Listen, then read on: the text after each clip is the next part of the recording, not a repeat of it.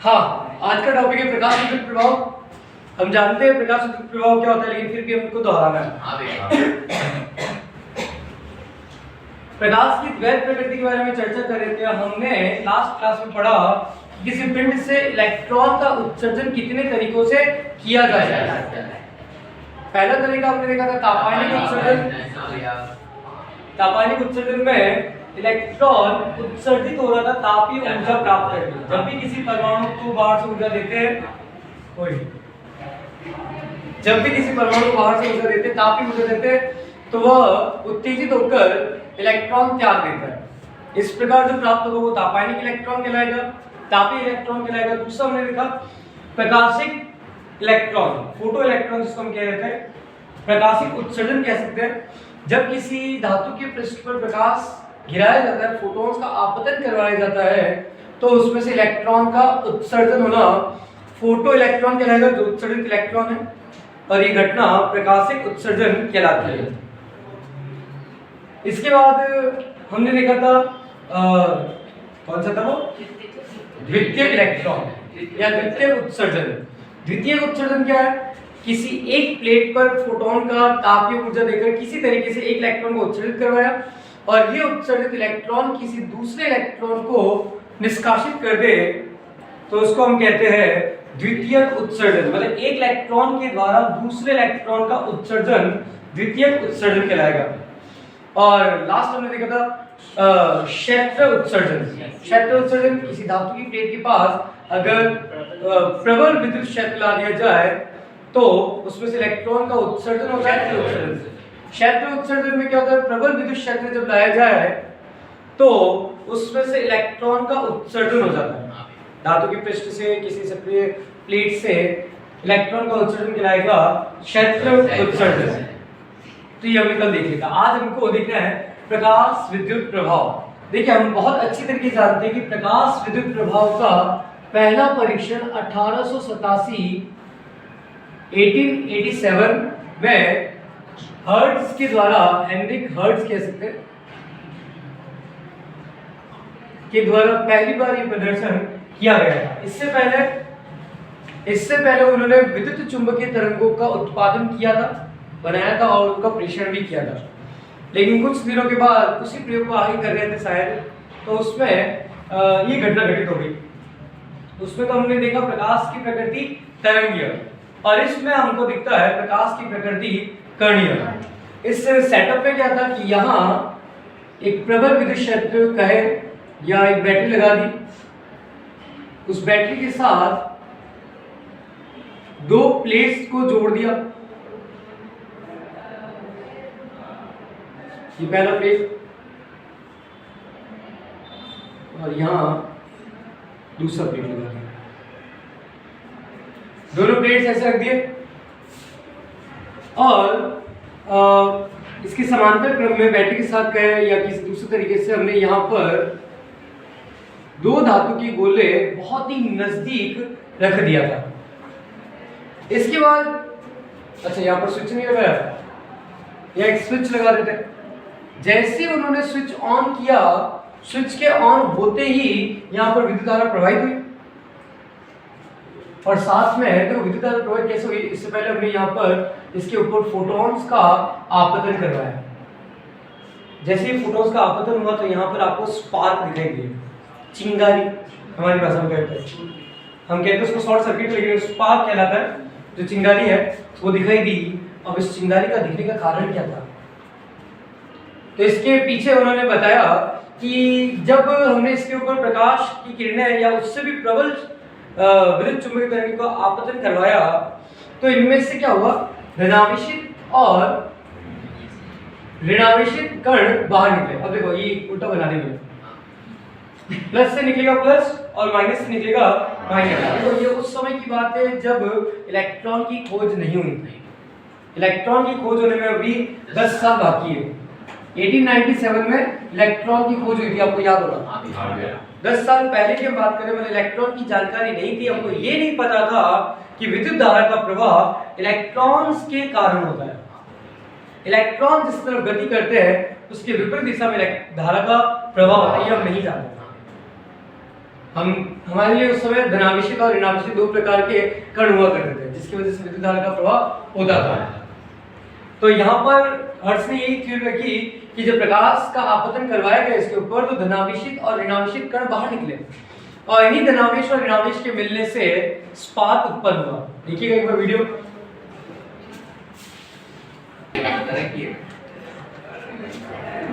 इस वीडियो में देखिएगा दो मेटल की प्लेट है, धातु की प्लेट ए, प्लेट बी, और इनके बीच की दूरी जो भी 7-7 सेंटीमीटर का है। दो तार लिए जो बैटरी से कनेक्टेड है। ये दो हमने बनाए जो गोले S1 और S2, दो छोटे छोटे गोले। इसके ऊपर जैसे प्रकाश का आपतन हो रहा है, discharge of the plates. आप देख सकते हैं इसके ऊपर स्पार्क उत्पन्न हो रहा है। Spark is produced between S1 and S2. और यहाँ से डिटेक्टर से हमने उसको डिटेक्ट किया। High frequency इतना में हमारे पूरा Hertz was able to produce electromagnetic downloads clear language मतलब पूरा। एक बार लैंग्वेज सुन लेते हैं कि हर्ट्ज ने विद्युत चुंबकीय तरंगों के उत्पादन, उनका संचरण और उनका संसूचन का प्रदर्शन किया। क्या किया? विद्युत चुंबकीय तरंगों का उत्पादन किया, उनका संसूचन डिटेक्शन बिल्कुल, और तीसरा जो उनका संप्रेषण एक स्थान से दूसरे स्थान तक उनको भेजा, प्रेषित किया। इसके लिए चित्रानुसार ये रहा चित्र, इस चित्र के अनुसार धातु की दो विशाल प्लेटें, प्लेट ए, प्लेट बी, इन दोनों प्लेटों को दोलित्र परिपथ से जोड़ा गया। अच्छा, ये दोलित्र परिपथ है, मतलब यहाँ पर प्रत्यावर्ती धारा प्रवाहित हो रही है। दो छोटे धात्विक गोले S1 और S2 को अत्यंत निकट रखा गया। ये देख सकते हैं दो धात्विक गोले S1 और S2 अत्यंत निकट रखे गए, जो संसूचक का कार्य करता है। मतलब जैसे यहाँ पर कुछ घटना घटित होगा उसके बारे में हमको जानकारी देता है, चिंगारी बनाकर स्पार्क लगा जो भी है। हर्ट्ज ने देखा कि दोलित परिपथ जोड़ने पर उपकरण में संसूचक के सिरों के बीच चिंगारी या स्फुलिंग उत्पन्न होता है। यहाँ पर स्पार्क जिसको मैं कह रहा था वो उत्पन्न होता है, परंतु इन्होंने यह भी प्रेक्षित किया कि धात्विक पृष्ठ पर पराबैंगनी प्रकाश आपतित करवाने पर चिंगारी बढ़ जाती है। क्या कहा सर? जैसे हम स्विच ऑन करेंगे यहाँ पर स्पार्क उत्पन्न हुआ है, लेकिन अगर मैं इसके ऊपर प्रकाश का आपतन करवा दूं, वो भी पराबैंगनी प्रकाश हो, तो उसमें जो चिंगारी का मान था, स्पार्क था, वो और भी ज्यादा बढ़ जाता है। समझ में आ रहा है? तो इसी को प्रकाश विद्युत प्रभाव का प्रथम प्रेक्षण माना गया है। अब कॉमन सेंस, चलो मैं एक बार ये मान लेता हूँ, विद्युत धारा प्रवाहित होने की वजह से आवेशित कण पनपे होंगे और इन आवेशित कणों के बीच में वो उदासीनीकरण हुआ, प्लस और माइनस मिले, उदासीन हुआ और उदासीन होकर वो चिंगारी जो है, स्पार्क जो है वो उत्पन्न हुआ। लेकिन प्रश्न ये था कि जब इसके ऊपर पराबैंगनी प्रकाश आपतित हुआ, पराबैंगनी प्रकाश के आपतन से क्यों उस चिंगारी का मान बढ़ा? अगर प्रकाश से कोई प्रभाव पड़ता ही नहीं, अगर प्रकाश में कण गुण होता ही नहीं, तो इसमें से आवेशित कणों की संख्या बढ़नी ही नहीं चाहिए। आवेशित कणों की संख्या बढ़ी, इसका मतलब प्रकाश ने टक्कर मारा और टक्कर मार के उन आवेशित कणों को बाहर निकाला। लॉजिक समझ में आ रहा है? तरंग किसी कण को उत्तेजित नहीं कर सकता, बाहर नहीं निकाल सकता, इसलिए इसको पहला प्रयोग माना गया। अब जो दूसरा प्रयोग है, वो प्रयोग हम पढ़ते हैं प्रकाश विद्युत प्रभाव के रूप में हॉल बॉक्स का प्रयोग। हॉल बॉक्स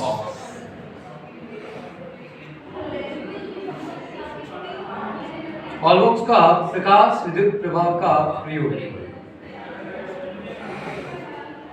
उन्होंने क्या किया, जैसा कि आपको दिखाई दे रहे चित्र ऊपर टीवी में, एक बार बना लेता हूं यहाँ पर। ये वो विसर्जन नलिका है जिसका इस्तेमाल माइकल फैराडे ने कैथोड किरणों की खोज में किया था। सही को इस विसर्जन नलिका को बनाया भी था माइकल फैराडे ने, और उसके बाद एनोड किरणें, कैथोड किरणें वगैरह बनी मिली जो भी है। यहाँ हमने रखा धातु प्लेट ए और इसके सामने धातु का प्लेट बी। थोड़ा टेढ़ा चित्र है, एडजस्ट करना पड़ेगा। और इसके साथ हमने जोड़ दिया एक दोलिक परिपथ, मतलब एक प्रत्यावर्ती वोल्टा स्रोत जो भी कहे करो। लेकिन यहाँ एक बात ध्यान रहे, हम इसकी वोल्टा को कंट्रोल कर सकते हैं, ध्रुवता को कंट्रोल कर सकते हैं। और यहाँ चलिए छोड़ देते हैं, यहाँ बात लगाएंगे। ऑलबॉक्स आपको बैटरी ऐसे लगा दें, इसके साथ लगा दें एक माइक्रोमीटर। माइक्रोमीटर जो बहुत कम धारा, माइक्रो एम्पियर कोटि की धारा का संशोधन करेगा। और इसको आगे जोड़ दिया आगे से बैटरी धातु प्लेट 20 है। यहाँ छोटी सी खिड़की लगाई, खिड़की क्या कहे जहां से प्रकाश एंटर करेगा। ये था परिपथ चित्र, आपको स्पष्ट वहां पर 3D में दिखाई दे रहा है। ठीक, अब जैसे इसके ऊपर प्रकाश का आपतन हुआ, प्लेट ए पर प्रकाश का आपतन हुआ, वैसे ही इस माइक्रोमीटर में थोड़ा सा विक्षेप आया है। ये क्लियर कर रहा है कि प्रकाश के आपतन से, देखो यहाँ पर कोई मैंने बैटरी का स्रोत नहीं जोड़ रखा है, अंदर निर्वात है और बाहर से कोई दूसरा स्रोत जो विद्युत धारा प्रवाहित करे, वोल्टा स्रोत नहीं जोड़ा है। तो क्या यहाँ पर धारा का प्रवाह होना चाहिए? नहीं, लेकिन फिर भी धारा का प्रवाह हुआ। वो कब हुआ? जैसे ही फोटॉन्स आपतित हुए, जैसे विद्युत चुंबकीय तरंग इस प्लेट से टकराई, वैसे ही कुछ हुआ, कुछ ऐसा हुआ कि इसमें से इलेक्ट्रॉन निकलकर, तो आज हम जानते हैं, आज हम जानते कौन निकले होंगे? इलेक्ट्रॉन। इलेक्ट्रॉन निकलकर प्लेट बी तक पहुंचे और उसने परिपथ में धारा का प्रवाह प्रारंभ किया। तो यही है हॉलबॉक्स का उपयोग। अब एक बार इसको वीडियो में दिखाएं। ये आपका कोई वैक्यूम ग्लास ट्यूब, निर्वात विसर्जन नलिका, निर्वातित विसर्जन नलिका, और इसके साथ दो धातु की प्लेटें जोड़ रखी हमने, metal plate A, metal plate B. Transparent window मतलब जहां से प्रकाश आता जा सके, केवल प्रकाश और कोई दूसरा चीज नहीं, मतलब अंदर तो निर्वात रहना चाहिए।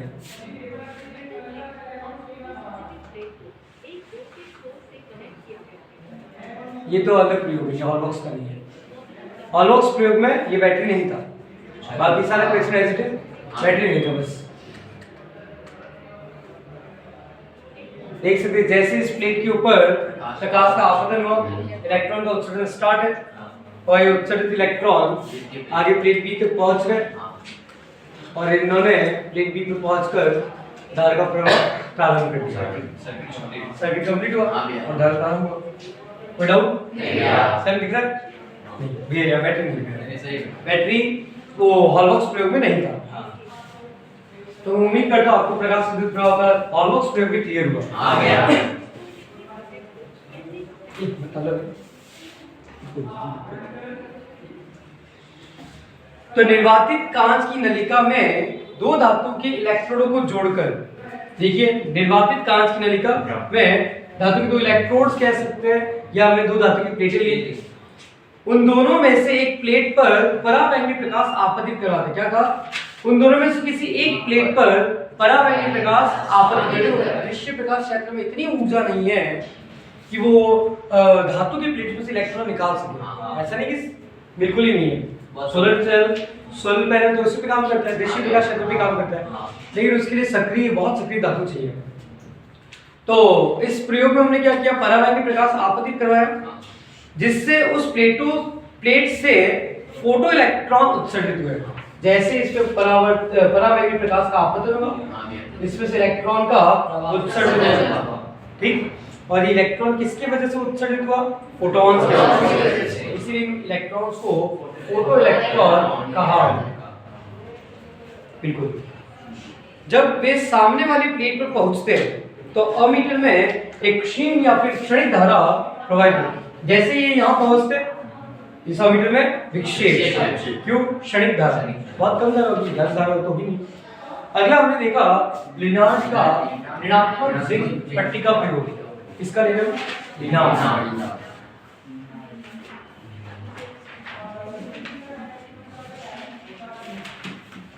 लिनार्ड का ऋणात्मक जिंक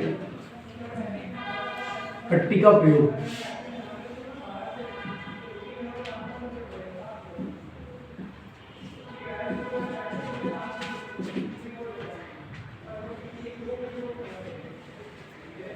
लिनार्ड के ऋणात्मक जिंक पट्टिका प्रयोग में क्या था कि एक जिंक की प्लेट ले ली हमने, इस जिंक की प्लेट को ऋणावेशित कर रखा है आणि नियो माइनस चार्ज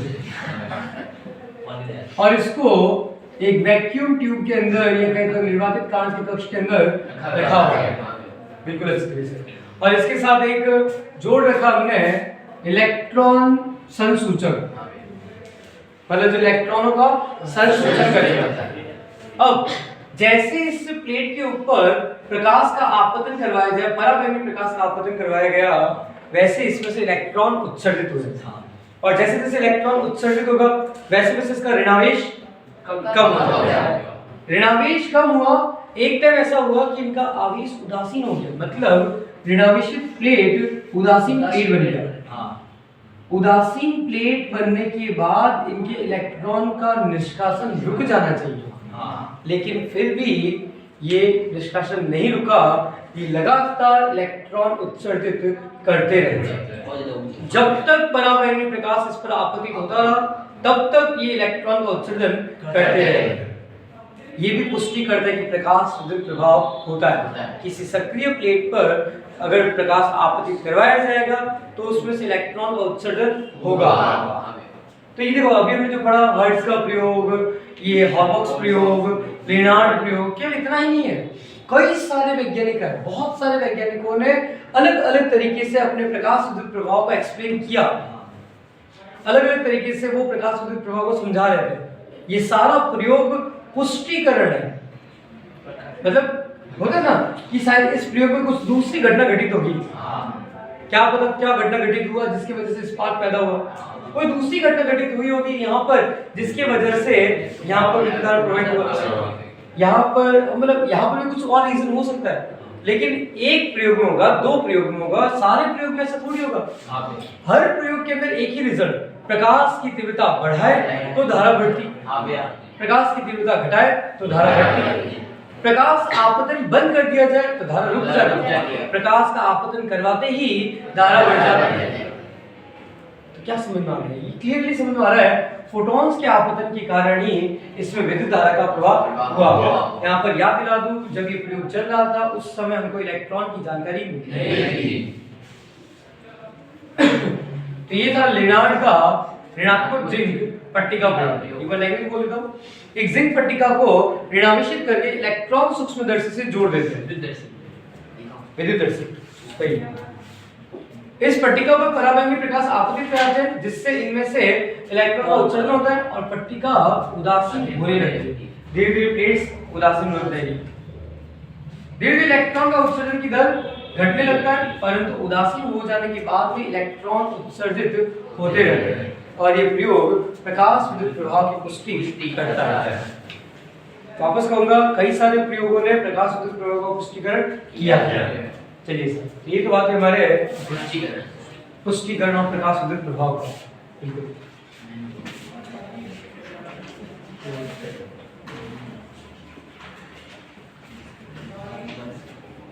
देखो, इन प्रयोगों में हमने देखा प्रकाश की तीव्रता बढ़ाते हैं तो इलेक्ट्रॉन का उत्सर्जन बढ़ता है, लेकिन फिर भी एक सिस्टमैटिक तरीके से अभी तक प्रयोग नहीं हुआ है।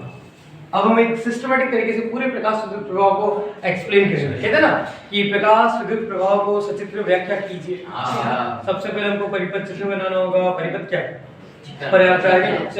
चित्र बनाना होगा, उसके बाद उसमें घटित होने वाले प्रयोग। अब देखो बच्चे करते क्या है, प्रयोग के अंदर लिख देते हैं कि जैसे मान लो रदरफोर्ड का स्वर्ण परिप्रयोग बता दो। मैंने कहा रदरफोर्ड के स्वर्ण परिप्रयोग को सचित्र वर्णन कीजिए। बच्चे लिखते पहले चित्र बना दिया, उसके बाद लिख रहे कि 20,000 में से एक अल्पकण इसी से निकल गया, ये निकल गया। ये प्रेक्षण है। पहले तो आप हेडिंग लगाइए प्रायोगिक व्यवस्था। उस प्रायोगिक व्यवस्था में लिखिए कि हमने एक स्वर्ण पन्नी ली, रेडिएशन लिया। बच्चे उन दोनों को मिक्स भी कर रहे हैं, प्रायोगिक प्रेक्षण को, मतलब प्रायोगिक व्यवस्था और प्रेक्षण को दोनों को मिक्स कर दिया एक साथ लिखे। तो आप स्पष्ट लिखिए हेडिंग प्रायोगिक व्यवस्था पूरा, फिर नीचे अगर उसमें क्रिया विधि है तो क्रिया विधि, नहीं है क्रिया विधि तो प्रेक्षण। प्रेक्षण के बाद लिखिए निष्कर्ष। प्रेक्षण में ये नहीं आता कि अधिकांश भाग खोखला होता है, निष्कर्ष है। इससे रिजल्ट क्या निकला, इन बातों का ध्यान रखें।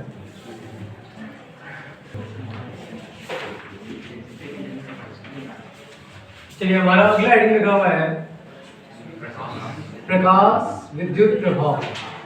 देखिए ये जो हेडिंग बता रहा हूं प्रकाश विद्युत प्रभाव, ये पूरा सचित्र वर्णन है प्रकाश विद्युत प्रभाव का, प्रायोगिक व्यवस्था सहित सचित्र वर्णन। अब हम ये तो समझ गए प्रकाश विद्युत प्रभाव क्या है।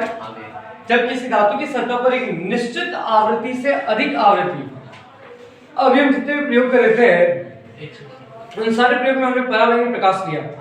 अगर उसके बजाय हम दृश्य प्रकाश क्षेत्र का कोई विद्युत चुंबकीय तरंग ले, अवृत्त प्रकाश क्षेत्र का कोई विद्युत चुंबकीय तरंग ले, तो ये घटना घटित नहीं होता। ये घटना तभी घटित हुआ जब हमने एक निश्चित आवृत्ति मतलब परावैंगिक प्रकाश से उससे उच्च आवृत्ति के विद्युत चुंबकीय तरंगों का इस्तेमाल किया।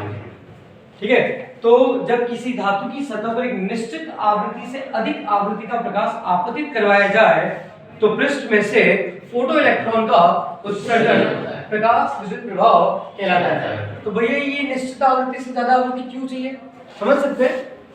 ये नाभिक है, इस नाभिक के चारों ओर इलेक्ट्रॉन घूम रहा है, तो जब ये इलेक्ट्रॉन नाभिक के चारों ओर घूम रहा है तो नाभिक उसको पकड़ के रखा हुआ है, एक निश्चित आकर्षण बल के साथ ये रोक रखा हुआ है। अब अगर इस इलेक्ट्रॉन को यहाँ से निकालना है तो जरूरी है कि उतनी ऊर्जा दी जाए जितना नाभिक में उसको पकड़ने में लगे। अगर उतनी ऊर्जा मिल गई तो इलेक्ट्रॉन उससे निष्कासित हो जाएगा। तो ये कहा इसका न्यूनतम एनर्जी, निश्चित आवृत्ति से अधिक आवृत्ति। यदि आपतित प्रकाश की आवृत्ति न्यू है और तरंग दैर्ध्य लैम्ब्डा है तो हम कहेंगे आपतित फोटोन की ऊर्जा हो जाएगी। देखिए हमने इसके ऊपर जो प्रकाश का आपतन करवाया, मान लीजिए इस प्रकाश की आवृत्ति है न्यू और तरंग दैर्ध्य में कह देता हूं तरंग दैर्ध्य है लैम्ब्डा, तो हम जानते हैं एनर्जी का फार्मूला E बराबर hc, बिल्कुल याद होगा। या मैं ये कह सकता हूं E बराबर hc, तो उस फोटोन की ऊर्जा हो जाएगी E बराबर hc/λ। कार्यफलन की बात करें तो किसी धातु की प्लेट से देखो आपने इलेक्ट्रॉन निकाल दिया, इसके लिए कुछ कार्य करना पड़ेगा, तो उसी को हम कहते हैं कार्यफलन। कि वह न्यूनतम ऊर्जा जिसका फोटोन किसी धातु की सतह पर टकराने से धातु पृष्ठ से फोटो इलेक्ट्रॉन का उत्सर्जन प्रारंभ हो जाए, वह न्यूनतम ऊर्जा जिस ऊर्जा का फोटोन इस धातु की प्लेट पर गिरे तो उसमें से इलेक्ट्रॉन का उत्सर्जन प्रारंभ हो जाए, इसी न्यूनतम ऊर्जा को हम कहेंगे कार्यफलन। कार्यफलन को निरूपित करते हैं फाई से या डब्ल्यू से, फाई या फिर डब्ल्यू किसी भी तरीके से कर सकते हो। विभिन्न धातुओं के लिए कार्यफलन समान होगा या एक समान अलग अलग होगा, क्योंकि सभी के अंदर नाभिक के अंदर प्रोटॉनों की संख्या अलग अलग है, नाभिक के आकर्षण अलग अलग है। थोड़ा आगे हट जाओ दोनों।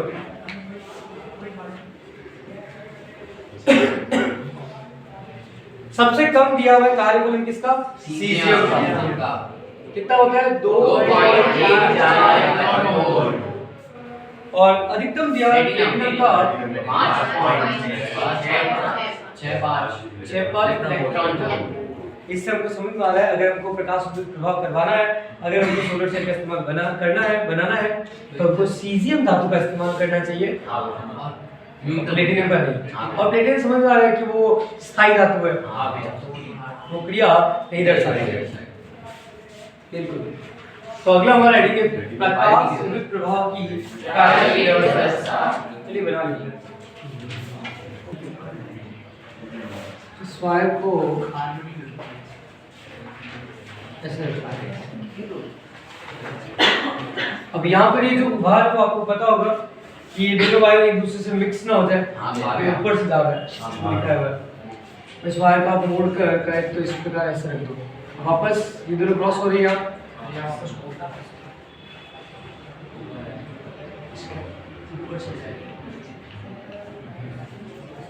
ठीक है। किताब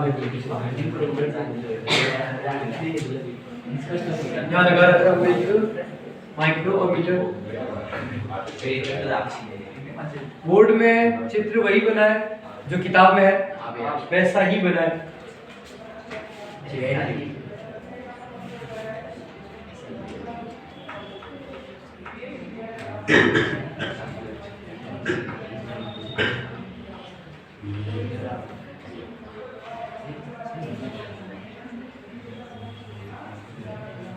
बेनिफिट ये कि बाई चांस कभी मिस्टेक हो जाए, मान लीजिए एग्जामिनर अगर आपके नंबर काट दे, आप ऑब्जेक्शन कर सकते हैं कि एनसीईआरटी की किताब में ये चित्र बना था, हम क्या बनाए, इसलिए किताब का चित्र बेस्ट माना जाए।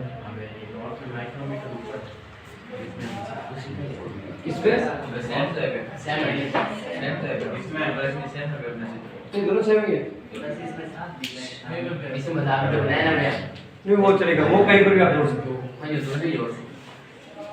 बस श्रेणी क्रम में जोड़ना है, समांतर क्रम में। तो ये है प्रकाश विद्युत प्रभाव की प्रायोगिक व्यवस्था। सॉरी, लैंग्वेज सुंदर। कांच की नलिका में दो धात्विक प्लेट ए और सी के इलेक्ट्रोड के साथ इलेक्ट्रोड जोड़े जाते हैं। देखिए कांच की नलिका हो गई, निर्वातित कांच की नलिका, इसमें दो धात्विक प्लेटें ए और सी, ए और सी लिया हुआ है, ए और बी ले लीजिए, बड़े रहेगा आपके लिए। और इन दोनों को आगे किससे जोड़ते हैं हमने, इलेक्ट्रोड के साथ, ठीक है। जिसमें जो आपने प्लेट जोड़ा है उसमें से एक प्लेट तो प्रकाश संवेदी जिस पर कवच का पराबैंगनी प्रकाश आपतित करवाया जाता है।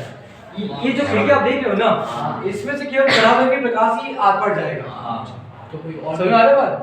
तो यहाँ हमने ये जो प्लेट ए है, इस प्लेट ए को बोला प्रकाश संवेदी, मतलब सक्रिय धातु की प्लेट।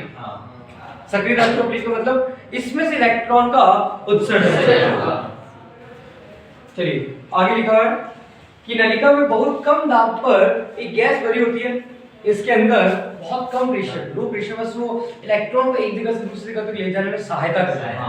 इतना लो प्रेशर पर एक छोटे सा हल्का सा गैस भरा हुआ है। इन इलेक्ट्रोडों को एक दिक् परिवर्तक कुंजी से जोड़ा जाता है। दिक् परिवर्तक कुंजी जिसका रास्ता लगातार समय के साथ हम बदल सकते हैं, ध्रुवता है, जिन्हें इलेक्ट्रोड की ध्रुवता परिवर्तित की जा सकती है। इनसे अगर हम इनकी दिशा बदलते हैं, कभी ये इधर जुड़ा, कभी ये इधर जुड़ा, कभी इधर जुड़ा, कभी ये इधर जुड़ा, तो देखना ये जो आ रहा है, अगर ये दोनों कनेक्ट हो, ये दोनों अगर जुड़ जाए, तो ये वाला हिस्सा प्लेट ए का है, प्लेट ए जुड़ा है प्लस से, और ये वाला जो हिस्सा है वो कहां से आ रहा है, प्लेट बी से आ रहा है, तो वो जुड़ा है माइनस से। लेकिन अगर ध्रुवता बदल दे, अगर हम इनकी ध्रुवता को आपस में बदल दें तो ये हो जाएगा माइनस और ये हो जाएगा प्लस। ये ऐसा क्यों कर रहे हैं अभी पता चलेगा जब हम चित्र पढ़ेंगे। आप दोनों इधर आ जाओ, दिख रहा है, दिख रहा है, चलो बढ़िया।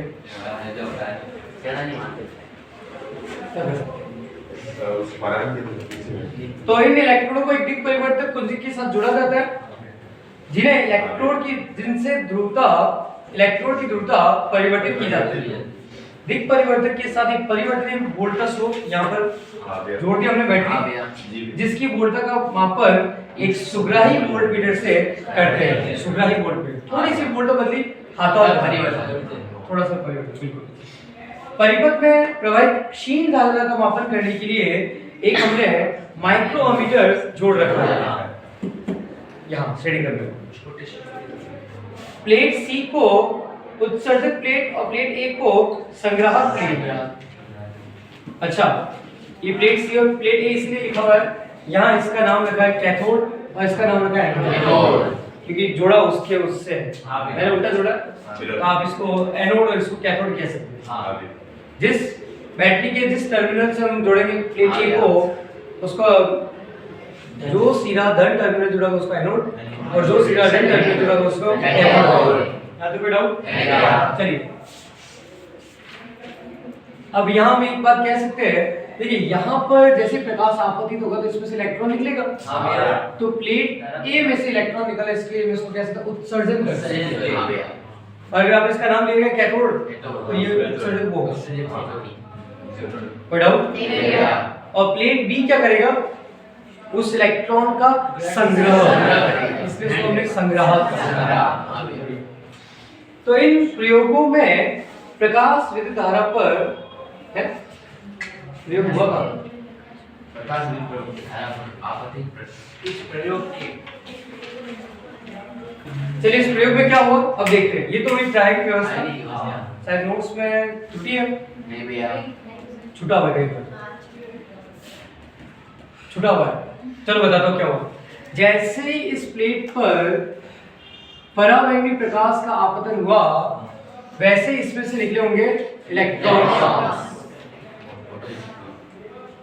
समझ में आ रहा है? Photo electrons. हाँ भैया और फोटो इलेक्ट्रॉन्स के लिए जरा सोचना, स्टार्टिंग में ये था कैथोड मतलब माइनस का, तो ये आसानी से इलेक्ट्रॉन को निकालेगा। भैया और उस समय यहाँ इसको रखा मैंने प्लस का, तो क्या होगा जैसे यहाँ से इलेक्ट्रॉन निकले ये इलेक्ट्रॉन इस प्लस पे पहुंचेंगे हाँ भैया और इस परिपथ में धारा का प्रभाव पड़ेगा। प्रभाव करेंगे। लेकिन जरा सोचो जैसे ही इलेक्ट्रॉन यहाँ पहुंच गए तो क्या ये आगे जाने देगा? नहीं जाने देगा, क्योंकि देखो ये प्लस है ना, इस इलेक्ट्रॉन को आगे जाने ही नहीं देगा, हाँ भैया बिना उसको खींच लेगा। उसको वहीं रोक लेगा।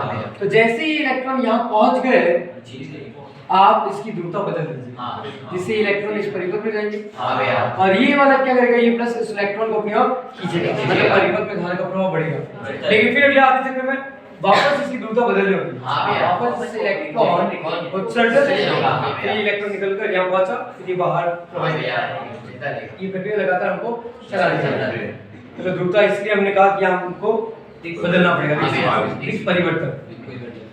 एक बात और जरा सोचना, अगर मैं इनको प्लस और माइनस का नहीं रखता, हाँ। अगर मैं इनको ध्रुव मतलब प्लस की प्लेट और माइनस की प्लेट नहीं रखता, हाँ। तो क्या प्रकाश का अपवर्तन नहीं होता? होता भैया क्या इलेक्ट्रॉन का उत्सर्जन नहीं होता? होता भैया। इलेक्ट्रॉन का उत्सर्जन भी होता, प्रकाश का अपवर्तन भी होता, लेकिन कोई इलेक्ट्रॉन अगर संख्या 100 में निकले, प्लेट ए से अगर 100 की संख्या में इलेक्ट्रॉन निकले ना, तो यहाँ 100 के 100 नहीं पहुंचेंगे। हाँ निकले तो यूं बिखर जाएंगे। हाँ। जब बिखरे तो 100 में से 20-25 यहाँ पहुंचे, हाँ भैया। बाकी ये 70-80 खराब हो गए, वेस्ट हो गए। हाँ भैया इसीलिए हमने क्या रखा है इस प्लेट बी को प्लस का, प्लस का। दूसरी प्लेट को प्लस का रखा है, क्योंकि उन जो बिखरे हुए इलेक्ट्रॉन है वो बिखरे इलेक्ट्रॉन को एक निर्वातित नलिका से बाहर नहीं जाने देंगे, नहीं जाने देंगे, उन इलेक्ट्रॉन्स को अपनी तरफ खींचेंगे।